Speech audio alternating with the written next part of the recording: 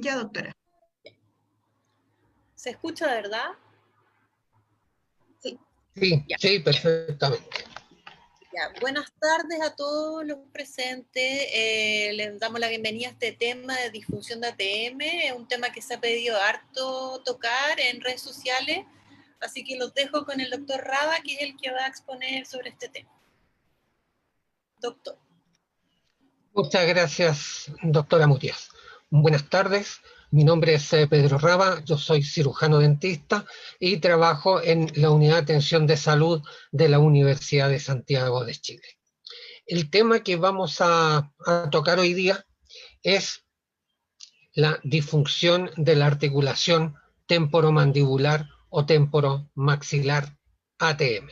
Es un tema bastante extenso, largo, es complicado, por lo tanto hemos tratado de resumirlo al máximo y de simplificarlo de tal manera que sea lo más fácil posible poder entenderlo. Agradezco a la doctora Ángeles Murias el apoyo que nos va a dar en esta presentación para ir pasando las distintas imágenes de esta presentación. Doctora, por favor.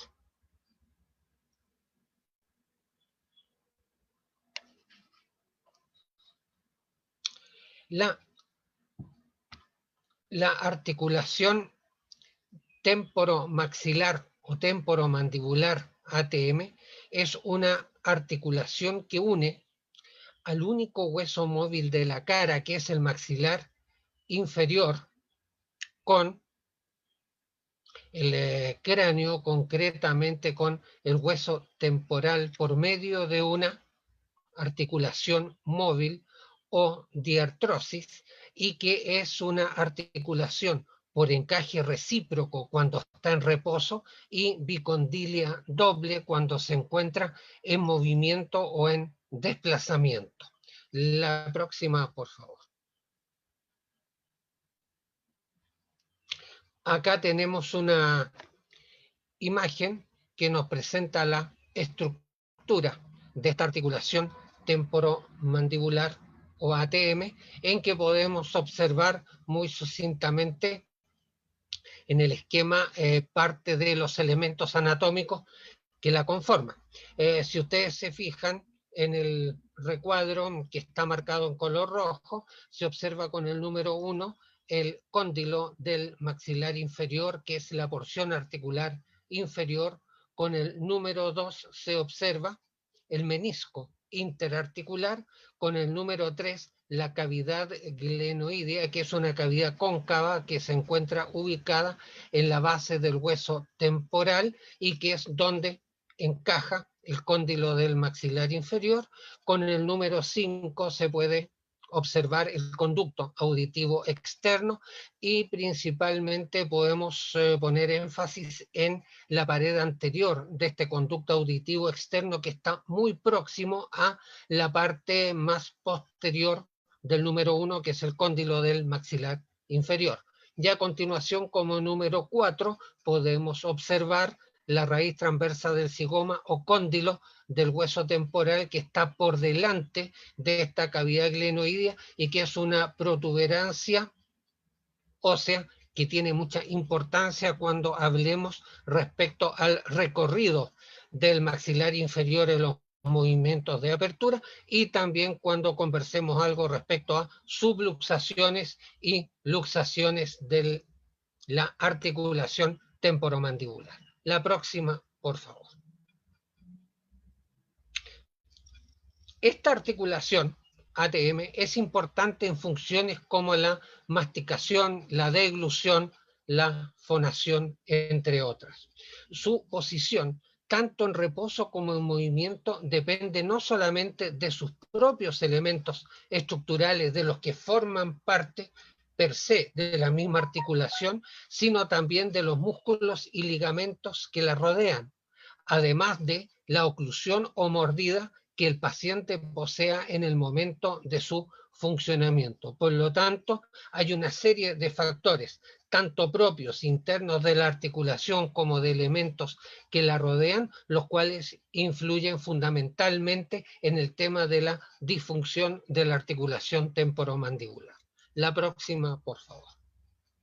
Acá este esquema es solamente para mostrar, de acuerdo a la orientación de la flecha, los diferentes movimientos que se pueden producir a nivel del maxilar inferior y que están evidentemente relacionados con esta articulación. Tenemos movimientos de apertura, tenemos movimiento de cierre, tenemos el movimiento de llevar el maxilar inferior hacia adelante, que se denomina protrusión, llevarlo hacia atrás, que se denomina retrusión, y también tenemos movimientos de lateralidad, tanto derecha como izquierda, las cuales pueden ser lateralidad centrífuga, cuando es desde la línea media hacia afuera, o centrípeta desde fuera hacia el centro. Y también existe otro movimiento, que es el movimiento de intrusión, el cual se produce cuando se aprietan los dientes. Al apretarlos, estos tienden a hundirse un poco dentro de los alvéolos, y ese es el movimiento de intrusión. Y finalmente, también lo vamos a nombrar más adelante con más detalle, los movimientos de circunducción, que son los que se producen durante la masticación y que son una especie de combinación de todos los movimientos anteriores que hemos señalado recién. La próxima, por favor. Ahora bien, la superficie articular superior de esta articulación, ¿cierto?, por encaje recíproco cuando está en reposo y bicondilia doble cuando está en movimiento, está constituida por una porción de la cara inferior del hueso temporal que se denomina cavidad glenoidea y cuyo fondo es cóncavo, y una superficie articular inferior que es el denominado cóndilo del maxilar inferior y que es una eminencia cuyo eje mayor es transversal y que tiene una forma convexa y que encaja dentro de la cavidad glenoidea del hueso temporal cuando nos encontramos con la boca cerrada, y por eso se produce este encaje recíproco, y en oclusión dentaria, que se refiere al mayor contacto de las piezas dentarias superiores con las inferiores. La próxima, por favor. Acá tenemos un esquema del hueso temporal visto por su cara externa y un poco también la cara inferior, donde se ve la porción mastoidea o petrosa del hueso, la porción escamosa, pero lo que más llama la atención es el conducto auditivo externo, e inmediatamente por delante esta cavidad cóncava, que es la cavidad glenoidea y que es la superficie articular del hueso temporal. La próxima, por favor. Acá podemos observar el maxilar inferior, que se destaca básicamente por poseer una zona horizontal, que es el cuerpo del maxilar inferior, y las ramas ascendentes, que son las porciones verticales, que se observan en este esquema, las cuales se encuentran coronadas por una eminencia elipsoidea que se llama cóndilo del maxilar inferior y que es el que prácticamente aloja dentro de esta cavidad glenoidea. Por delante del cóndilo del maxilar podemos notar esta escotadura, que se denomina escotadura sigmoidea, y las apófisis coronoides hacia adelante, pero la zona que nos interesa realmente para el tema de esta articulación es lo que corresponde a los cóndilos del maxilar inferior. La próxima, por favor. Ahora bien, en el momento en que abrimos la boca, la mandíbula o maxilar inferior se desplaza, ¿cierto?, hacia adelante y hacia abajo, abandonando la cavidad glenoidea, y el cóndilo mandibular deja la cavidad glenoidea del hueso temporal hasta quedar en una apertura máxima que es de 4 a 4 centímetros y medio frente a una prominencia que está por delante de la cavidad glenoidea del hueso temporal que se denomina cóndilo del temporal o raíz transversa del zigoma. Ahora, en los casos en que el desplazamiento del cóndilo mandibular es más extenso y va más allá del cóndilo del hueso temporal, se puede producir una subluxación de esta articulación, no pudiendo producirse el cierre bucal en forma espontánea y requiriéndose entonces de algunas maniobras, ya sea en el caso de la subluxación o cuando esta es incluso más grave, produciéndose una luxación de la articulación. La próxima, por favor. Acá en este esquema también podemos observar el maxilar inferior con el cóndilo del maxilar inferior en color amarillo. También podemos observar la cavidad glenoidea, que es cóncava, el cartílago articular. También podemos observar otros elementos de la articulación, como son la cápsula, como es el menisco, parte de la musculatura, pero también en la parte más anterior y de color amarillo, en forma convexa, podemos observar el cóndilo del temporal. Por lo tanto, si imaginamos el movimiento del maxilar inferior hacia adelante y hacia abajo, llega un momento en que se pone en relación con la parte convexa del hueso temporal. Si pasa más adelante de eso, queda como trabado y ahí se produce entonces la subluxación. La próxima, por favor. Ahora bien, la articulación temporomandibular, además de las superficies articulares óseas que ya hemos mencionado, cuenta también con un disco interarticular o menisco, el cual es fibroso y denso y cuya función es armonizar las superficies articulares. Este menisco es más delgado en su centro que en la periferia y se encuentra unido a la cápsula articular, condicionando un espacio que es denominado suprameniscal cuando este espacio está por sobre el menisco y otro inframeniscal cuando está por debajo del menisco. La articulación, la cápsula, digamos, articular en ese sentido es bastante laxa y se inserta en los bordes de la cavidad glenoidea y también a nivel del cuello del maxilar inferior en la parte de abajo. Y esta cápsula obviamente recubre la totalidad de la articulación. La próxima, por favor. Acá, en este esquema también podemos observar parte de lo que hemos mencionado, señalando la presencia del conducto auditivo externo, de la apófisis estiloides del hueso temporal. Tenemos en un corte sagital, se aprecia la parte ósea del cóndilo del maxilar inferior y también la cavidad glenoidea hueso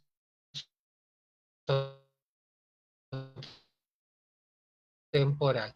También se puede observar la presencia del resto de las estructuras anatómicas. La próxima, por favor.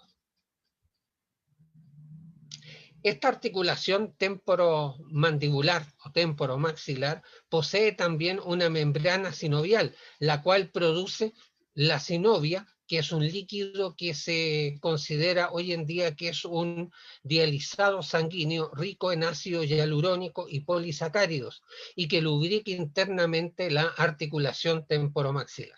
En cuanto a los ligamentos, hay algunos que son propios de ella, como por ejemplo el ligamento temporomandibular, pero también existen ligamentos que son ligamentos como el estilomaxilar, el esfenomaxilar y el pterigomaxilar, que son ligamentos accesorios. Ahora bien, la función de estos ligamentos en general es hacer a veces de un freno para evitar desplazamientos exagerados del maxilar inferior en su trayectoria de apertura. La próxima, por favor. Acá tenemos otro esquema donde podemos ver en la parte superior, tenemos la articulación ya revestido de sus partes blandas, como por ejemplo la cápsula articular, y podemos observar los ligamentos, el ligamento pterigomaxilar, un color celeste, y también el ligamento estilomaxilar, que también está en color celeste. En los tres esquemas que vemos más abajo, también se aprecia en un corte la ubicación de la articulación de sus elementos óseos y también del menisco interarticular en cuanto a su ubicación. La próxima, por favor. Ahora bien, no solamente están los ligamentos, sino que también hay músculos que son los músculos masticadores, que son los encargados de la movilidad del maxilar inferior y que son los músculos massétero, pterigoideo externo, pterigoideo interno y el músculo temporal. Ellos son los principales músculos masticadores. Sin embargo, hay otros músculos que también participan en forma secundaria en el movimiento mandibular, como son, por ejemplo, el músculo digástrico, principalmente en su vientre anterior, el músculo genioideo, el miloioideo, etcétera, que participan indirectamente en el proceso de masticación. Toda la función de los músculos masticadores y de los músculos anexos lo vimos y lo conversamos cuando se hizo la presentación respecto del tema del bruxismo. La próxima, por favor. Acá este esquema solamente para recordar un poco, junto con la posición de la articulación temporomandibular, parte de la musculatura más importante que podemos apreciar y que influye en los movimientos de apertura y cierre. Tenemos, por ejemplo, el esquema de la articulación misma, se aprecia el músculo pterigoideo externo, con sus dos fascículos, se aprecia también el músculo pterigoideo interno, puesto que se ha hecho un corte en la rama del maxilar inferior para poder mostrar este músculo que va en la cara interna de la rama, y también se puede observar ahí, por ejemplo, el músculo buccinador y la inserción fundamentalmente de músculos como pterigoideo externo en la parte más anterior del cóndilo del maxilar inferior. La próxima, por favor. Ahora bien, la inervación de la articulación temporomandibular está dada por el nervio trigémino, el quinto par craneano en lo que se refiere a la parte sensitiva, y también por el nervio auriculotemporal. Concurren también a la inervación de todo este sector los nervios masseterinos y auriculotemporal profundo. La irrigación está dada por ramas de la arteria temporal superficial, la arteria meningia media, y también por algunas ramas de las arterias como la arteria auricular profunda, la arteria faríngea ascendente y otras que no viene al caso entrar a nombrar mayormente. La próxima, por favor. En este esquema, para que lo tengamos presente también, se observa el cóndilo del maxilar inferior, la cavidad glenoidea, y podemos ver la forma y la posición que tiene el disco o menisco interarticular, que habíamos señalado que es más delgado en la parte central y es más grueso a nivel de los bordes, y también se ve la inserción de parte de la musculatura en la borde anterior y en la cara interna prácticamente de la parte superior de la rama ascendente del maxilar inferior. Sigamos, por favor. Son numerosas las situaciones que pueden desviar la cinética normal de la articulación, y entre ellas tenemos alteraciones óseas, musculares, ligamentosas, etcétera. Y también tenemos otras situaciones que son situaciones de mordida, propiamente tales de oclusión, que se refieren a las relaciones entre las piezas dentarias superiores e inferiores.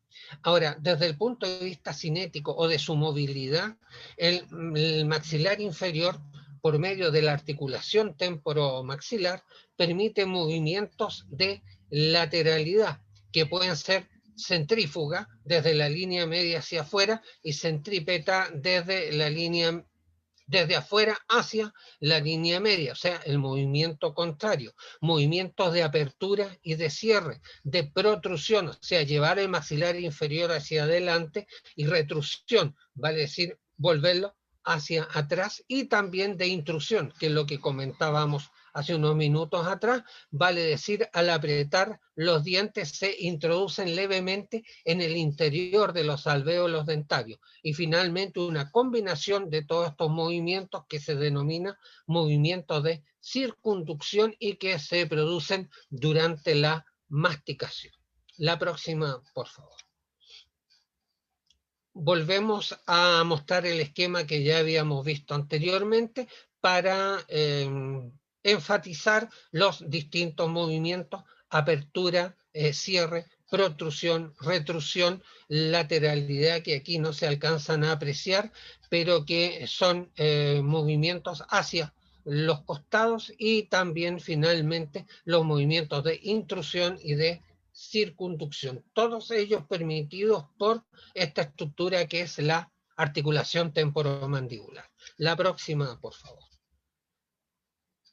Ahora, esta disfunción de la articulación temporomandibular o temporomaxilar, que antiguamente se denominaba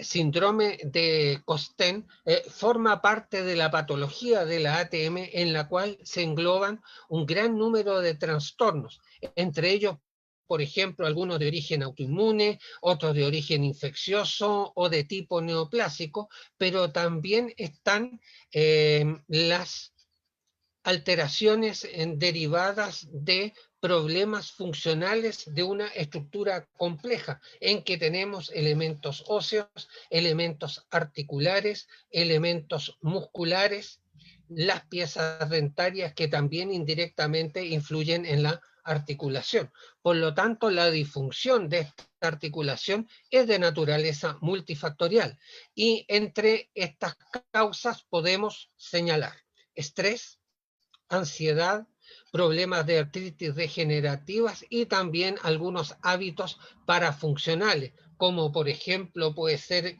el hecho de comerse las uñas, el hecho de masticar, por ejemplo, el extremo o la punta de un lápiz, etc. Y sobre todos ellos actuarían elementos que pueden ser iniciadores y también perpetuadores, que producirían un desplazamiento fundamentalmente a nivel del disco o del menisco de la articulación, y descoordinaciones, por lo tanto, meniscocondilares, y como consecuencia de ello, por ejemplo, sobrecargas funcionales, por ejemplo, traumatismos agudos. También se puede presentar una laxitud a nivel de la articulación, principalmente a nivel de los ligamentos accesorios de ella, aumento de la fricción articular, osteoartrosis, etc. Estos ejemplos se señalan solamente para recalcar el hecho de la multifactorialidad de los problemas que pueden incidir en la disfunción de la articulación. La próxima, por favor. Acá otro esquema para enfatizar de nuevo la ubicación del disco interarticular o del menisco articular, que armoniza las superficies articulares, y ahí tenemos el cóndilo del maxilar inferior instalado en el centro de la cavidad glenoidea, con la influencia de los músculos que se insertan en la parte anterior. La próxima, por favor. Ahora, en relación con ciertas situaciones muy comunes a nivel de la disfunción de la articulación temporomandibular, como son la subluxación y ya en un caso más serio, más grave, la luxación mandibular, podemos señalar que esta también es multifactorial y pueden intervenir agentes desencadenantes en ella, como es el caso de traumatismos, apertura bucal exagerada, algunas manipulaciones bajo anestesia general, como por ejemplo en el momento en que se hace la intubación del paciente, etcétera, se pueden producir como causales estas situaciones. Como no se conocen claramente tampoco las causas, es muy difícil poder actuar a nivel preventivo para evitar que se produzcan problemas de disfunción de esta articulación, pero una vez que esto se ha producido y se ha efectuado el diagnóstico, entonces se puede actuar en consecuencia para evitar que sigan produciéndose estos síntomas y sus efectos. La próxima, por favor. Dentro de lo que es la anatomía general de la articulación, para que lo tengamos presente, tenemos el cóndilo del maxilar inferior, la cavidad glenoidea, el disco o menisco interarticular y también en el esquema se pueden apreciar algunos ligamentos intraarticulares, extraarticulares, la membrana sinovial que señalábamos recién. La próxima, por favor. Dentro de la patología que afecta a la articulación temporomandibular, hay una clasificación de la Asociación Americana de Cirujanos de ATM respecto de la patología que más comúnmente puede afectar a la articulación. De acuerdo con ello, en lo que se refiere a una patología intraarticular o intracapsular, podemos señalar a nivel de menisco problemas de desplazamiento, deformidad, adherencias, degeneración, lesiones del menisco, perforación del mismo y alteraciones del desarrollo. La próxima, por favor. En lo que se refiere a las inserciones discales o a nivel del menisco, puede haber inflamación, puede haber contusión, laceración o hematoma, fibrosis, adherencias. Lo que respecta a la membrana sinovial, puede haber inflamación, hipertrofia, hiperplasia, una inflamación granulomatosa, problemas de infección, condromatosis sinovial y también neoplasias. La próxima, por favor. En cuanto a las alteraciones que puedan afectar al cóndilo y a la cavidad glenoidea, estamos hablando de la parte ósea de la articulación. Puede haber osteoartritis, necrosis avascular, reabsorciones óseas, hipertrofias, artropatías. En cuanto a las alteraciones extracapsulares o extraarticulares, pero que también pueden influir y producir problemas en la articulación, tenemos enfermedades sistémicas inflamatorias, como es el caso de infecciones, displasias, neoplasias, alteraciones musculotendinosas, hipertrofias, atrofias, fibrosis y también fibromialgia. La próxima, por favor.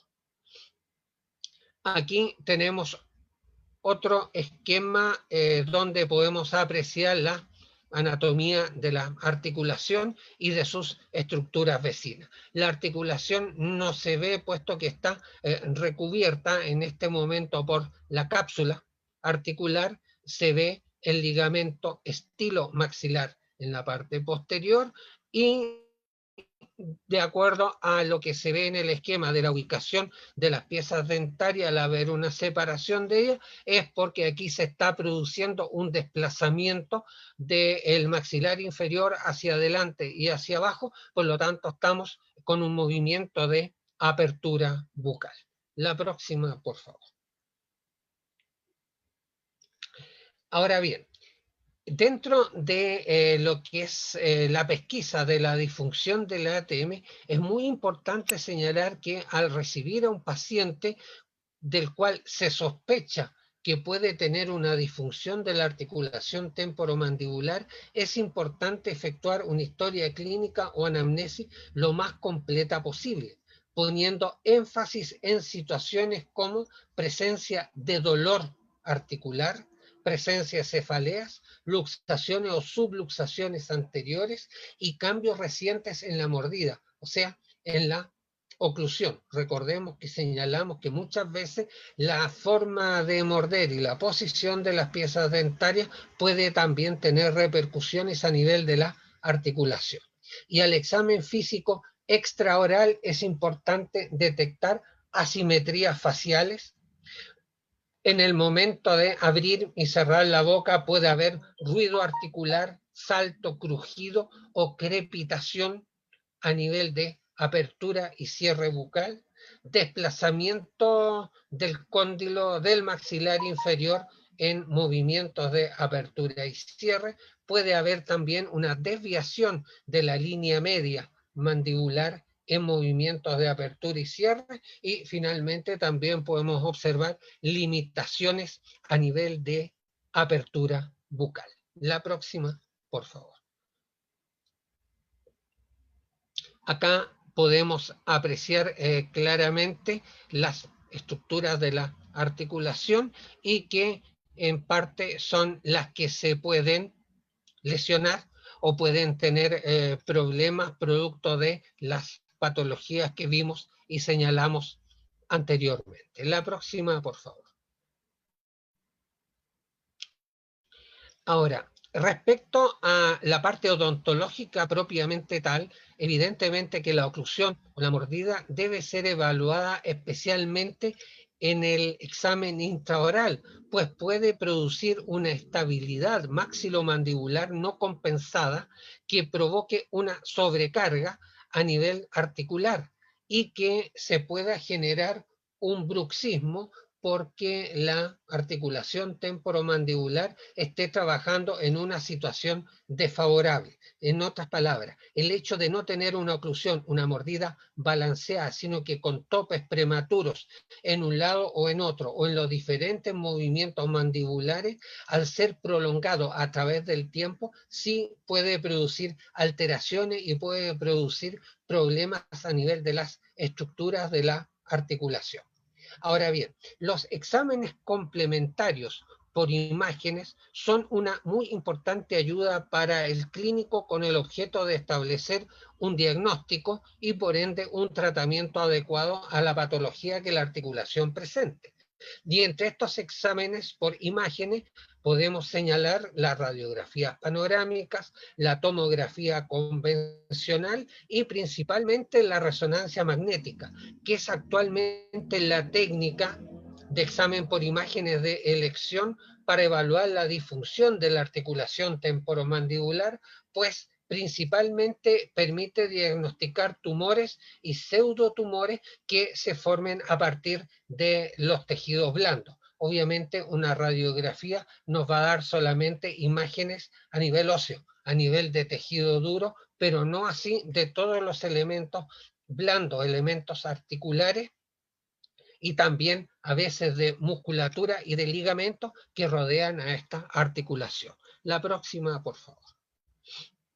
Acá tenemos una imagen radiográfica, una radiografía de ATM, donde podemos observar hacia la derecha el círculo negro es el conducto auditivo externo. A continuación tenemos la cavidad glenoidea con la concavidad que la caracteriza y el cóndilo del maxilar inferior de forma convexa que está en el interior de esta cavidad glenoidea.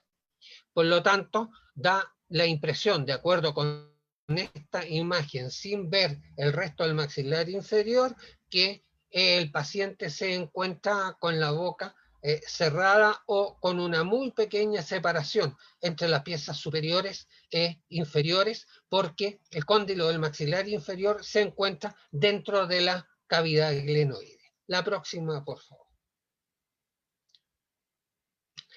Ahora bien, los trastornos temporomandibulares o de esta articulación más frecuentes son trastornos de los músculos masticadores, trastornos por alteración del complejo discocondilar, trastornos inflamatorios de la articulación, trastornos por hipermovilidad mandibular y trastornos del desarrollo óseo de la zona articular. Estos son algunos de los elementos que evidentemente hay que diagnosticar adecuadamente, tanto con el examen clínico como también con los apoyos que nos presenten las imágenes, tanto radiográficas como de otro tipo que comentamos recién.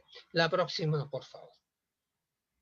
Acá podemos observar en la articulación en reposo el esquema del lado izquierdo, el esquema A, y a continuación el esquema B nos muestra en un movimiento de apertura bucal el desplazamiento que ha hecho el cóndilo del maxilar inferior hacia adelante y hacia abajo, poniéndose en una apertura máxima en relación con el cóndilo del hueso temporal, que es el que se aprecia arriba. Hasta ahí es una apertura bucal que podríamos considerarla absolutamente normal, pero por el desplazamiento producido da la impresión que ya estamos en apertura máxima. La próxima, por favor.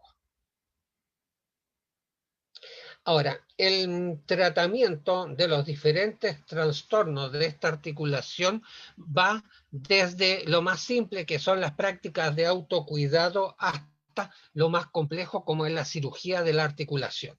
Todo tratamiento se inicia con técnicas conservadoras, como puede ser, por ejemplo, aplicación de calor húmedo en la zona, estiramiento y fortalecimiento de ligamentos y músculos, los que evidentemente son a cargo de profesionales del área de la kinesiología, la sugerencia de ingestión de alimentos blandos, al mismo tiempo evitar bostezos exagerados con apertura bucal máxima, puesto que se puede producir también una subluxación, y una serie de otras medidas que se pueden combinar con fármacos del tipo antiinflamatorios no esteroidales y también relajantes musculares. Aquí es importante señalar que, tal como las causas que producen problemas de disfunción de la ATM son multifactoriales, el tratamiento de estos casos también es multiprofesional. Vale decir, aquí es muy importante el concurso del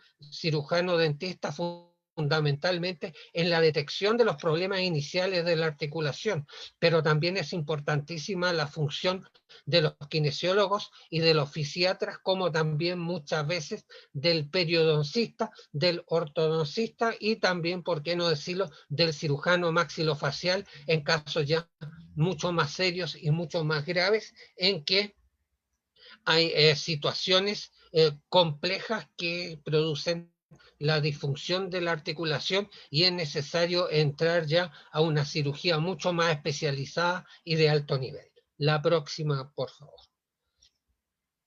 Acá podemos observar la primera imagen del lado izquierdo nos muestra una articulación en que se aprecia que está la persona con la boca cerrada, puesto que está el cóndilo del maxilar inferior en el interior de la cavidad glenoidea.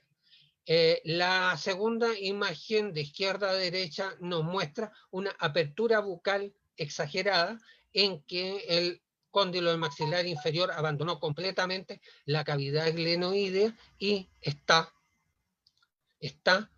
más adelante del cóndilo del temporal. Probablemente aquí estamos en presencia, desde el punto de vista radiográfico, de una subluxación de la articulación. En las otras dos imágenes, si vamos de derecha a izquierda, la primera de ellas muestra también al paciente con la boca cerrada, con la cavidad glenoidea ocupada completamente por el cóndilo del maxilar inferior. Incluso se alcanzan a apreciar los molares, los últimos molares, con un contacto entre el molar superior con el molar inferior. Y en la otra imagen apreciamos claramente un desplazamiento muy exagerado hacia abajo y hacia adelante del maxilar inferior, de tal manera que el cóndilo del maxilar inferior está chocando con el cóndilo del hueso temporal, lo cual no permite, entonces se produce una trabazón un impedimento de tipo mecánico para que este maxilar inferior pueda volver a su posición normal, que sería hacia atrás y hacia arriba. Por lo tanto, es la imagen radiográfica de una subluxación de la articulación. La próxima, por favor. Ahora bien, gran importancia reviste el balance oclusal, o sea, el equilibrio de la mordida, eliminando los contactos prematuros y también confeccionando un plano relajación o plano alivio oclusal, el cual permite mantener al cóndilo del maxilar inferior dentro de la cavidad glenoidea en su porción posterior para evitar compresiones en su estructura. Esta disfunción o síndrome doloroso miofacial, como les comentaba recién, según algunos autores, debe ser tratado por un equipo multidisciplinario de profesionales de la salud, cirujanos dentistas de odontología general, kinesiólogos para ver todo el tema de los ejercicios y del fortalecimiento de los ligamentos, de los músculos, de la articulación, periodoncistas que muchas veces son los que tienen que ver el tema del alivio de la oclusión, de equilibrar la mordida, y también cirujanos maxilofaciales. En algunos casos más extremos, pues algunas veces también se requiere infiltrar la articulación en forma intraarticular con corticoide, o también en algunos casos aplicar toxina botulínica intraarticular. La cirugía de la articulación temporomandibular se reserva para los casos de tumores o de procesos óseos degenerativos, pero siempre se trata de privilegiar en lo posible una cirugía más conservadora, de tipo artroscópico. Lo más reciente en cirugías de la ATM es la aspiración del fluido del interior de la cavidad articular y la inyección de una sustancia terapéutica, en este caso ácido hialurónico, el cual se indica en los casos de bloqueos agudos y subagudos de la ATM, y también en algunos casos de osteoartrosis, pero esto ya es resorte exclusivo del cirujano maxilofacial de acuerdo a la gravedad de la disfunción que se está enfrentando y de acuerdo a las causas que la producen. La próxima, por favor. Aquí tenemos parte importante del tratamiento de una disfunción de la articulación temporomandibular, es el plano de relajación o plano o placa de alivio oclusal, que ya lo vimos anteriormente, puesto que es evidentemente, junto con el desgaste selectivo de la mordida y el equilibrio de la oclusión, el tratamiento de elección para el caso del bruxismo, siendo el bruxismo uno de los factores que más influyen para producir disfunciones de la articulación temporomandibular. La próxima, por favor. Acá, finalmente, para que no se nos olvide, otro pequeño diagrama o esquema de la ubicación de la articulación. La ubicación del cóndilo del maxilar inferior dentro de la cavidad glenoidea cuando estamos con la boca cerrada, la posición del disco o menisco interarticular, y también finalmente la inserción de los músculos que son los que permiten en gran medida el movimiento de esta articulación. La próxima, por favor. Bien. Eso es lo que les puedo comentar en forma muy breve, muy sucinta, tratando de abarcar lo más común, lo que con mayor frecuencia podemos observar clínicamente a nivel de la articulación. Les agradezco mucho su atención y estamos para contestar cualquier duda o cualquier pregunta que surja respecto al tema.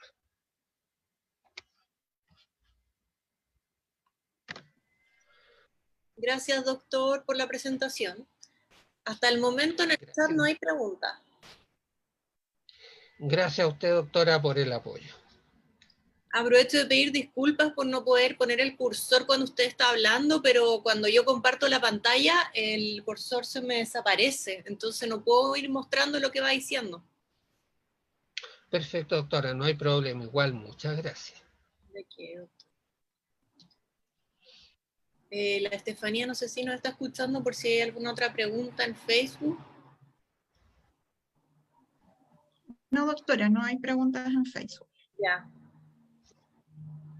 Acá hay una persona, Jessy Barrera, que lo estás felicitando, doctor.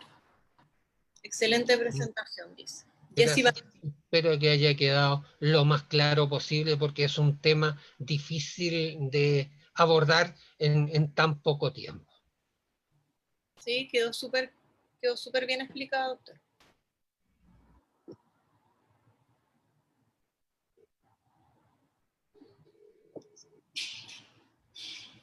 La Marce Muñoz, la doctora Muñoz, también lo está felicitando y dándole las gracias por la presentación. Muchas gracias a ustedes. Bueno, si no hay dudas, si quiere usted cierra, doctor. Y la señora Jessica León también lo está felicitando. Perfecto. En todo caso, si hay alguna duda, alguna pregunta, la pueden hacer llegar a través de los canales que tiene la Unidad de Atención de Salud y también la Vicerrectoría. Así que les agradezco mucho la presencia y nos veremos en otra ocasión a ver si podemos tratar otro tema interesante como el de hoy día. Muchas gracias. Buenas tardes a todos. Gracias, que estén bien.